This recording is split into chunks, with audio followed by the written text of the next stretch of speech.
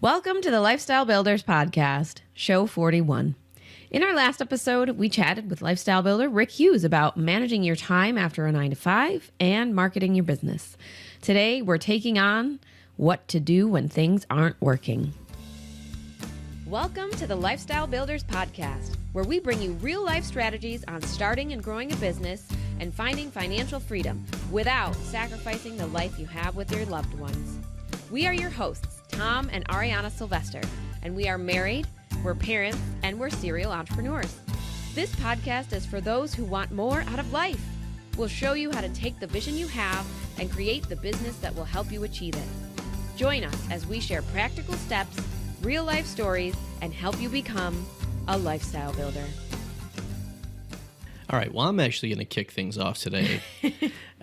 Normally, you're running things, but every once in a while, I can step up and kind of run the show. Occasionally, I let you. So I want to share just a little story about what happened before we actually started this podcast. So for those that don't know, we had a podcast in the past, and we actually used to record in our home office. And when we went to video cast, so it didn't matter. Yeah, exactly. So when we went to record this one, we decided that we also wanted to do video so that, you know, for you guys that wanted to watch us and wanted to see kind of more of the craziness that goes on when we're actually recording, you could do that. And so we were looking around for like, where do we want the setup? What do we want it to look like? And so we ordered this awesome like high top table. And this one right here, if you guys are watching it. And basically the table came in, and like the week it came in, I was like sick with the flu. Yep. I was like passed out on the couch. And I remember Ariana coming in, and she's like, "Babe, you got to come help me." And I'm like out of it, sick, like I don't know what's going on. You had a fever. And so so I walk outside, and it's like January in New York with like snow and everything else. There wasn't that much snow, but it was cold. So yeah. I walk outside, and there's our car, and underneath our car is like this giant box. And Ariana had run over the table that we ordered for the podcast with the car. Yep. Not a very good moment. First of all, they left it in front of our garage door. They left a humongous flat package that you could not see from inside the garage on the ground in front of the garage. Excuses. Yeah. So as soon as I hit the bump and I stopped the car, I was like, oh no. And I tried to pull the table out from under the car, but it was too tall. So of course it was like squished. I was like freaking out, thinking I ruined the brand new table, and we were supposed to start the podcast, and it was not good. But luckily, as you guys can see, the table is actually in good shape. Just fine. After I woke Tom up out of his feverish sleep to come help me. Well, you know, but the whole reason I bring that up is, one, to pick on you, because people need to hear that story. Because you don't get to very often. But two, you know, what you just said was you went to try to literally get the table unstuck from under the car yourself. Yep. And then eventually you realized that you weren't able to do it on your own, and then you went to seek help. Yes. And that's really a lot of what we're going to be talking about today is, you know, when you get stuck, what is it that you can do, and what are some tactics that you can take to help get you unstuck? Because we come across people all the time, and we've experienced it ourselves multiple times as we've started businesses, or even as we've grown them. There's all these points where you'll get stuck, and if you don't have these strategies to get unstuck, you can stay there for a long time. And the longer you stay stuck, the more it costs you in money, the more it costs you in time. And mental probably the capacity. biggest thing is, that motivation. Because, you know, we thrive as entrepreneurs on momentum, and we thrive on, all right, this thing works, or like I'm getting sales, or my marketing's working, or customers are happy. Like every time something like that happens, it just propels us forward. But when you get stuck, you get less of those things. And that momentum almost goes the other way, where it's kind of like being stuck in the mud. The longer you're there, the more difficult it is to get out. So our goal with this show today is to help you guys, when you start getting stuck, to get out quickly. And if you guys are stuck right now, we want to give you some strategies that will help really pull you out of the mud. Mm-hmm. Yeah. And honestly, the first part of feeling stuck in your business, or like when you get to that point where you're just like, gosh, nothing seems like it's working, it's really looking back at how you're spending your time. And I know that we have harped on this topic so many times over the last, I don't know how many episodes. We keep mentioning, like, how are you spending your time? You got to do the time audit. You got to analyze your time. But it's because, I'm going to use a Tom phrase here, time and time again, this is what it all comes down to. You can't figure out what's not working until you know exactly what you're doing right now. And then looking at, okay, here's all the things that I'm doing. Can I figure out which of these or how many of these are the ones that are causing me to feel like things aren't working? Yeah, well, and part of that too is so often we think we're spending our time in certain places, or we think we're doing certain things, and the reality might be different. Yeah. And really the key to success is figuring out what are the actions that if you take today will lead to the result that you're looking for. And if you're stuck, there's usually a disconnect between what you're doing and those results. Mm-hmm. And so by doing that time audit, one, you get a clear picture on what is it that you're doing today. And then two, you can take a little bit of time and look at everything you're doing and saying, okay, what is this thing directing me there? Is this thing moving me forward, giving me momentum? Or is this thing maybe detracting me, or maybe just keeping me in the same spot? Mm-hmm. But until you really know where your time's spent and you spend a little bit of time doing that, it's tough to figure out. Yeah.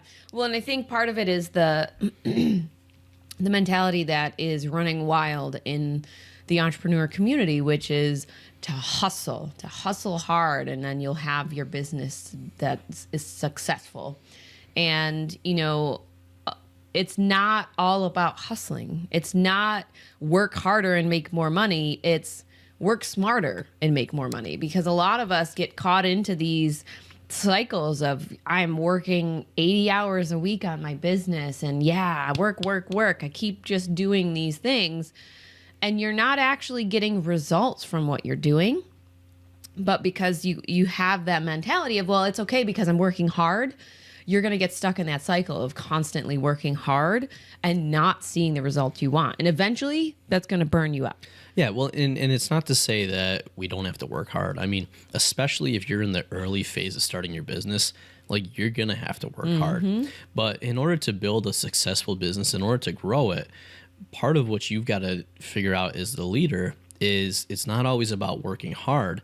And this is ironic. We actually talked about this a little bit with Rachel Peterson on tomandariana.com/34 on her journey, because Rachel used to pull all-nighters all the time. Mm-hmm. And she has a husband. She had, two girls at the time. And she was pulling all-nighters constantly. And now she did this for like a year and a half. And I mean, she ended up growing $2 million businesses. So she put in a ton of hard work. But the reason she was successful compared to the other people that are pulling all-nighters was that she was focused on the right activities that led to success. She was very intentional with how she was spending that hard work. Yep. And then part of what we talked about with her is that as her businesses have grown, she's actually had to make a shift. She doesn't pull all-nighters anymore. She's a lot healthier and she's a lot happier. But also what she's realized is that pushing through and the things that you got to do early on in your business, because you're wearing all the hats, as you grow a business, you actually want to start thinking about, how can my team support me, right? So you can't figure any of that stuff out unless you know where your time is being spent, and unless you identify those key activities that will drive the success. Yep. Yeah, and I mean, that was something that was eye-opening for me the first time I did a time audit and analyzed where I was spending my time. And it continues to be something where every time we do one and I'm looking back at where I'm spending my time, I can immediately see, like, oh, well, I spent too much time doing this. I spent too much time on social media. I was trying to do too many things at once and therefore split my focus and didn't get anything done. Like, you can see after looking at it already where some of those gaps are and where some of those issues are. And then some of it is really difficult to look back at your time audit and say, I might have to give up some of these things that I enjoy doing in the short term if I want to be able to put the time in for my business and be doing those tasks that are prioritized towards the goals that I want to achieve. Yeah, and that's we've talked before about passion.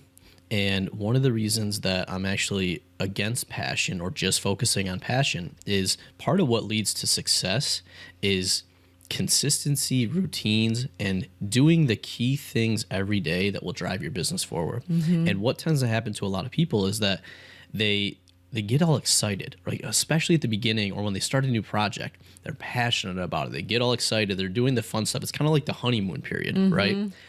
And then after you get through that, reality sets in and things get a little more difficult. And this is where a lot of people fall off because they don't have the consistency or the determination to keep doing those things that are boring but are going to lead to the results. And it's so easy to then get distracted by something else that seems more exciting or that you're more passionate about. But it's the people that can stick with those things that ultimately are the ones that can achieve success. And that's a key like habit that almost every successful person has is they do the things that are required, even if they're not fun, and they do them every single day because they know that's what's going to get them better. Yeah, it's tough. It's tough for, I know a lot of people are like, well, I can't just do work if I'm not passionate about it. But I did lots of work that I was not very passionate about when I jumped from like job to job to job to job. And I mean, that's what it ultimately is when you are working a job, you know, a lot of people are like, oh, I really just don't like my job. I want more freedom. I don't want a boss. That's great. But you have to realize that starting a business is at some points in time going to still feel like a job a little bit because you do have to do things that you may not be good at and you may not enjoy doing in order to run a successful business. Well, and here's the whole thing with that. I mean, people have this misconception that when I quit my job that I hate and whatever, that I suddenly have this freedom. Sure, you've got some freedom when you're running your own business, but you also have a lot more constraints because guess what? When you were working a job, somebody, your boss or whoever told you what you needed to do and you did it, you didn't like it. Well, guess what? It's the same thing as an entrepreneur, but now you got to wear all the different hats. So a lot of this, I think, for people is just disillusion. They think that, you know, oh, I'm running my own business. I can do whatever I want. I have all my free time. It's like, no, you're going to work a lot more, especially early on. But the point is you want to focus on the right activities that are going to drive you forward. And then as you start scaling your business, then you can say, all right, let's put the right processes in place. So I'm not spending my time doing those things. Let me delegate this stuff and hire. But a lot of people just don't see that, and they automatically think they can just skip to like all this freedom that they have. We mentioned on the show before that we don't sugarcoat things here. Well, I was gonna say, and to that point, I'm gonna harp on this too. When we work with people, we don't sugarcoat things, and we give this reality. Because it's a disservice to not do it. And what we see in a lot of places... We're not doing it to be Debbie Downers. Yeah, what we do... I mean, the whole reason we do this is because we want to get you guys unstuck and we want you guys to achieve success. What we see in a lot of circles is that people will cheerlead on. People will continue giving people support even when they're not doing the right things or even when they're not working on the right activities to drive their success. And to me, that actually does a lot more of a disservice to those people than asking them the tough questions and saying, hey, you probably shouldn't be focused here if you said your goal is here. These are the key actions you want to be focused on. Yeah, but you know, that's not the fun stuff. That's not the sexy stuff in the industry. Everyone wants to tell you the success stories because they want you to believe you can do it. And you can do it, but you have to be a little bit grounded in reality and know and accept the fact that to do that, you may have to work more than you planned on working. You may have to sacrifice certain things in your life for a short time so that you can get your business to the point it needs to be. You may have to do things that you don't love doing in your business in order to get it to the point where you can hand that stuff off. Like, that's what we want you all to achieve. Yes, it's going to be hard at the beginning and it's going to be hard at certain levels along the way. But if you can push past some of that difficult, part of the journey of the emotional, the mental, the stuff that is really just not what you thought entrepreneurship was, if you can push past that, that's ultimately what is going to lead you to being successful in your business and having the life that you want on the other side of things. Well, I was going to say, and I want to hit on that point you just said, at different points along the way, because what a lot of people like one of my favorite quotes is, what got you here won't get you there. Right. And what a lot of people don't realize is that you don't just get stuck early on. You get stuck at every phase of building your business. And usually, one of the things you want to be aware of as an entrepreneur is what's going on and, what you're feeling and kind of where that momentum's going. Because whenever you get unstuck and you get over like a hump, you gain a lot of momentum. And that momentum's going to go forward for a while, but then that momentum's going to start slowing up and you're going to start feeling like you're stuck again. Usually what that is that you're getting to a different point where you quote unquote need to level up in your business. And if you're aware of that, you can start getting ahead of it a little bit and say, okay, I realize that we're kind of going to the next level. That means I've got to do kind of an audit of where I'm spending time. We've got to figure out what activities are going to get us there. We got to figure out what activities aren't serving us anymore that we're going to stop doing and make those tweaks. And if you can do that, you're going to get stuck less along your journey and you're going to be a lot more proactive to be able to put those things in place. You're going to feel like you're stuck for a shorter amount of time because you're going to come out of the other side of that and keep moving. Absolutely.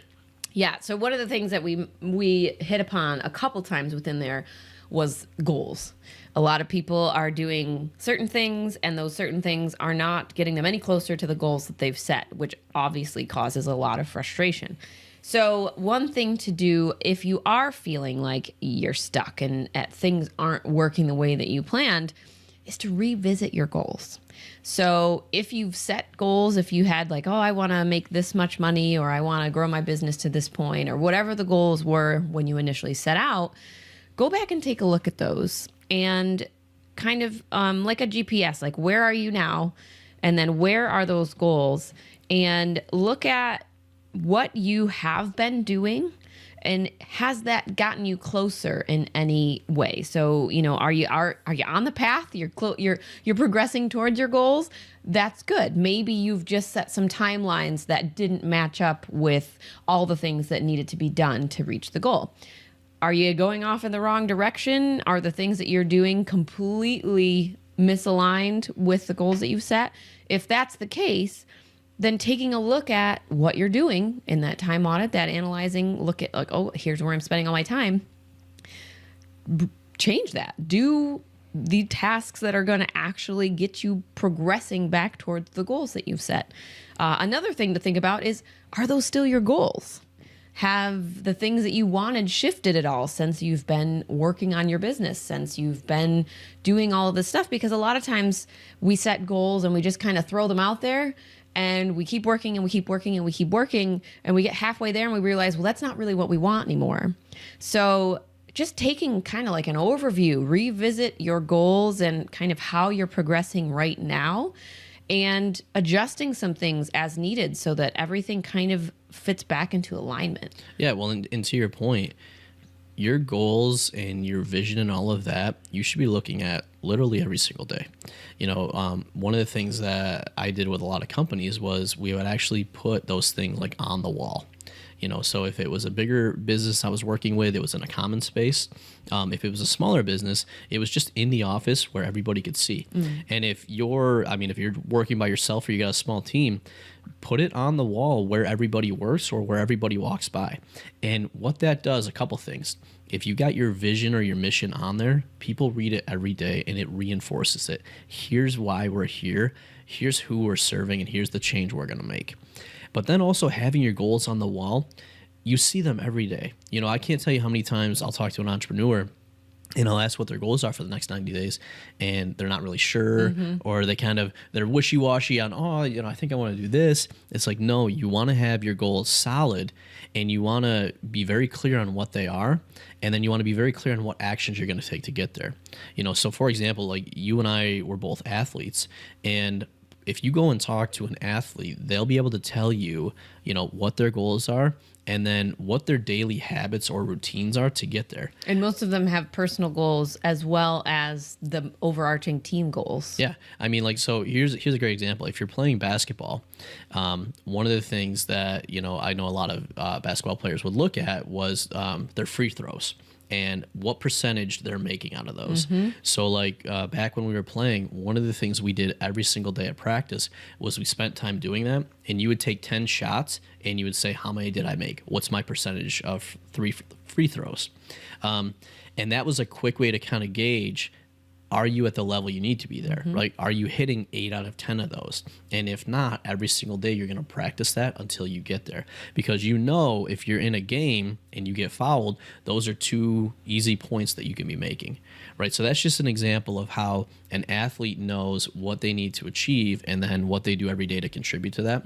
As business owners, we need to do the same thing. So if you see your goals and you revisit them every day, then what you can be doing is saying, okay, are the actions I'm taking today directly contributing to those goals that I laid out? Yep. Yeah, and I think another one that's tough is a lot of people set goals and then aren't quite sure how to measure them. This is kind of a tough one because we aren't trained how to set goals. Like you don't learn this anywhere in school. Like, oh, this is how you set an appropriate goal. And this is how you make sure that goal is measurable. This is how you go about measuring that goal. This is kind of something that you just have to learn in life. And my struggle with setting goals was I always set, not the wishy-washy ones, but my goals were always vague. So I would just throw a sentence out there and you would be like, oh, great. So what does that mean? And then I'd be like, I don't know. I thought I just told you. Well, and with that, what a lot of people do is they'll set a goal as a project or a thing to do. So, for example, somebody will say, my goal is to launch this new product, or my goal is to do something else. But here's the thing. That's what I would call a project, not a goal. So the goal should be, what is it that you want to achieve? I want to bring in 100 new customers by this date. Yep. I want to, and usually, especially business, most goals should start out revenue-wise. And there's a simple format that we use to help people make sure that they at least have a starting point. So it's, you want to go from blank, wherever you're at today, to blank. Wherever you want to be in the future, by blank. The date. The date. So, for example, let's say you're making $5,000 a month in revenue in your business, and you want to go to $10,000 a month in revenue in your business. Okay, when are you going to do that by? Well, 6 let's months. say 90 days or, 3 whatever. months. Yep. So you would say, all right, so goal number 1, I want to go from $5,000 a month in revenue to $10,000 a month in revenue by September 30th, right? So now it's very clear, where are we at? Where are we going? What's the time frame to get there? And now the next thing you can go into is then basically saying, okay, well, to measure it, we know the ultimate measurement, which is, are we at $10,000 a month or not? Yep. So we can always check back to that. But then the big thing a lot of people miss on is what we call leading measurements or leading indicators. It's basically, what can I look at that will predict if I'm going to hit that revenue? So a way I always like to explain this is taking it away from business and going back to something that most people have tried, losing weight. So when you're losing weight, if you're going to set a goal for losing weight, you would say, I want to go from 200 pounds to 180 pounds by September 30th. Okay, now we know the target. You can then go back and say, okay, to do that, I would need to lose on average 1.5 pounds a week, or whatever the division would come out to.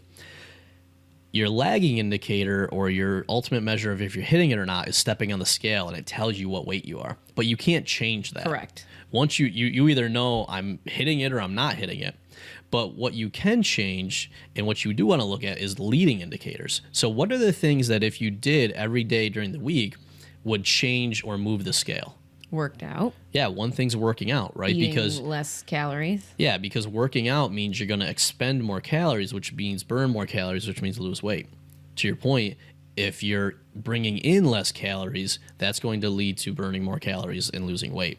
So if you track how many calories or how well you eat, and then how often you work out, if you're doing the right things there, you're going to lose weight at the end of it. Yep. And so we want to do the same thing in business. If you define a revenue goal or any sort of goal, you then want to say, okay, breaking that down, what do I have to hit every week in order to get that? Yeah. And then what are the key activities or the key routines that I've got to do to predict that I'm going to hit that revenue goal? Well, and one thing I want to point out too, going back to that weight example, the analogy is that also is going to give you a huge red flag if you're doing all of the tasks that you've deemed necessary to hit your goal and you're not progressing. Yep. That it's like, obviously in the weight loss world, if you're exercising and you're eating healthier, you're taking in less calories and you're not losing weight, that gives you an indication that there is something else going on within your body that is causing you to not be able to lose weight. So then you would go and seek out help from a professional to say, hey, this is what I've been doing for this long. I haven't been eating as many calories. I've been working out like a crazy person. Like, I'm not losing weight. So that tells me that something's up and I need to get checked out. Now, instead of 3 months from now when you set the goal and now you haven't lost any weight and you feel completely deflated and you feel like you failed and you get all that mental stuff going on because you didn't reach your goal. Now, a month in, after doing all those things, you're not seeing progress and you know that something is wrong. Mm-hmm. It is the same thing in your business. If you set a goal and you're doing what you think are those prioritized tasks for hitting that goal, and a month into your 3-month timeline, you're not seeing any of those leading indicators progressing you forward, now you know something's up.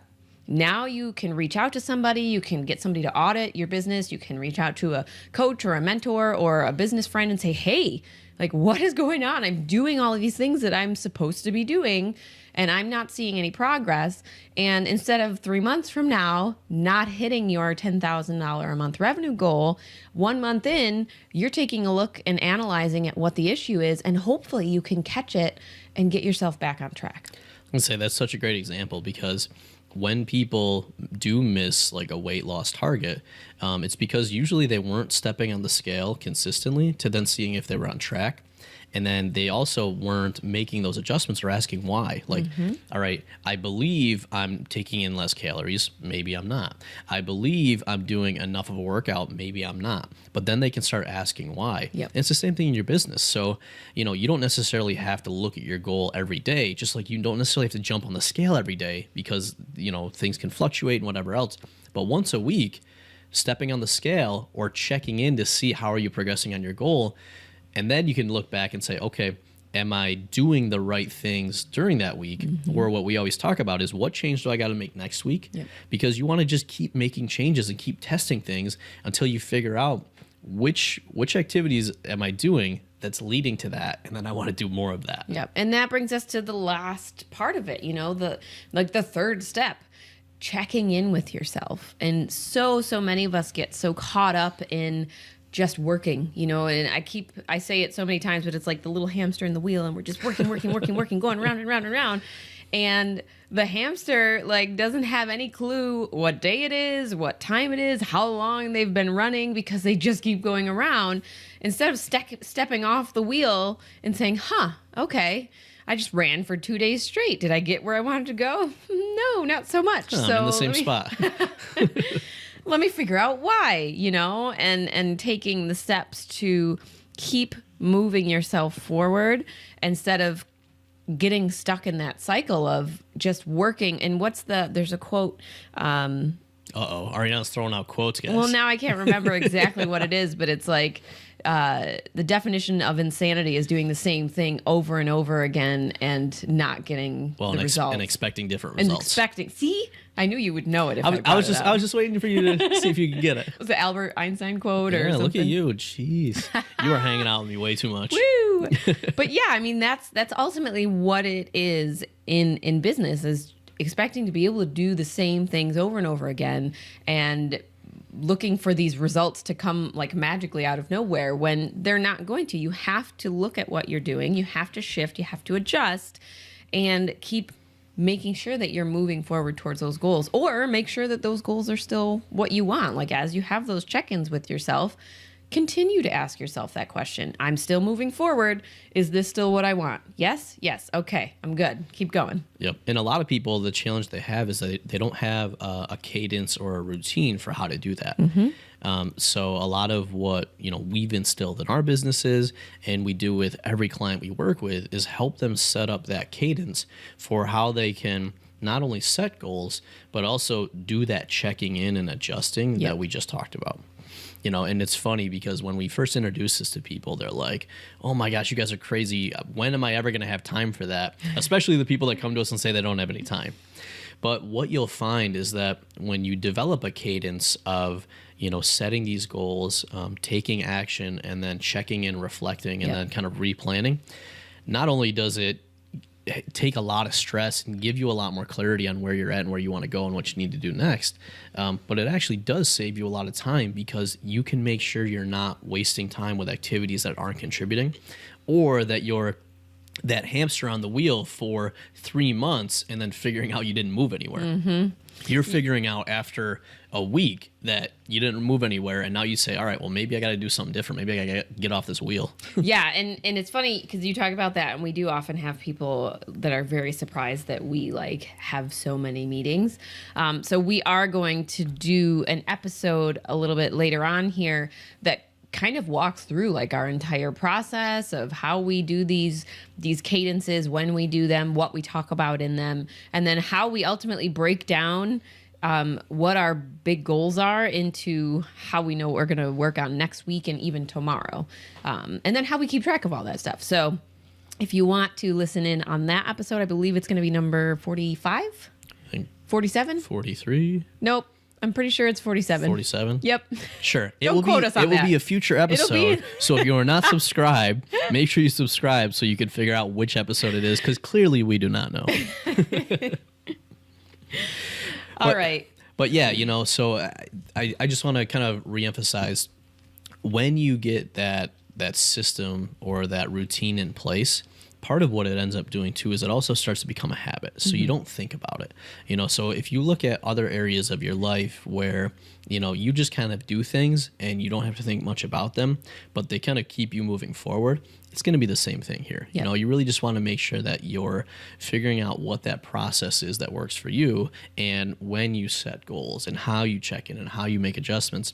And it might take a little bit when you first go to do it. And like you said, we'll dive deeper into how we do it and how we recommend people get started in a future episode. But it really is a game changer. Yeah. And it just helps so much with organization, especially if you have a team. One, if it's if it's just you, obviously this will help because you need to be on the same page. But especially when you start bringing other people in, if everybody on your team isn't on the same page, your business is just going to be chaos, and you're really going to be throwing money away because different people are going to be kind of going in different directions. And you as the entrepreneur, the owner, it's going to be a lot more stressful because you're going to spend a lot of your time trying to manage people rather than helping to move everything forward. Yeah. All right. You ready for some homework? I'm not ready for homework. I hope the people listening are ready for homework. I'm sure you all can guess what my homework is going to be for you, and that is to do a time audit for yourself. And we have mentioned this multiple times, so if you've heard the other episodes where we've talked about it and you still haven't done it, now's the time to jump in and do that time audit. And that's basically just keeping track of what you do every half hour for an entire week. You can do it just with a pen and paper, and then you can go back and take a look. Yep. And so we actually did a free workshop really walking through a lot of this stuff, but actually in a lot more detail and showing you specifically how to do each of these steps. So we'll link to that on the show notes page at tomandariana.com/41. But I'd really recommend checking that out, especially if you're feeling stuck, because these things aren't overly complicated, but they'll make the biggest difference in getting you unstuck. It's bringing it back to basics. Absolutely. And that's a great point. Whenever things kind of get stuck, what we almost always find is that business owners have created too much complexity in their business. And the biggest thing we do is simplify and just get rid of that noise. Yep. All right. What's your book for us today on the bookshelf? All right. We got a good one today. So it's called The Dip by Seth Godin. I mean, he like pretty much all his books are good. But the subtitle is The Little Book That Teaches You When to Quit and Then When to Stick. And basically... You handing it to me? I am. Basically, what he talks about in this book is there's different points along your journey of when you're going to get stuck in what he calls going to the dip. So you think about like if you're walking forward on the ground and then you kind of walk into a hole. There's going to be certain times where you want to persist forward and get out of the hole and get onto the other side. But then there's also going to be times where you're in the hole, and the more you try to get out, the more you just kind of dig yourself deeper, and you're not going to be able to get out of that hole. It's not going to work. So what he talks about in this book is he walks through just a kind of like a decision framework and how to figure out when is it that this idea or this rut or hole you're in just isn't going to work and you want to quit and pursue something else, or what we would call pivot. And when is it makes sense to stick with it, move to the other side, and keep moving forward. So for anybody that's stuck, this is just a good book to give you some different perspective and some different strategies on how to get unstuck. And then if you do that, paired with some of the strategies that we talked about today and that we talk about in that free workshop, you know, you should really have all the tools you need to help you get unstuck. Yeah, it sounds like an interesting book. All right, you guys, it's been another great episode with Tom and Ariana, your hosts and lifestyle builders. And as always, we want you guys to remember that it's your life, your business, your way. We'll see you next time. Bye. Are you frustrated by a lack of momentum in your business? Do you want real-time guidance and support from seasoned entrepreneurs who really care about your results? If you're nodding your head or awkwardly shouting yes in public somewhere, then we invite you to join Lifestyle Builders, a mentorship program designed to meet you where you are and give you strategic and custom guidance so you can build the business you need for the life you crave. You can find out more at joinlifestylebuilders.com.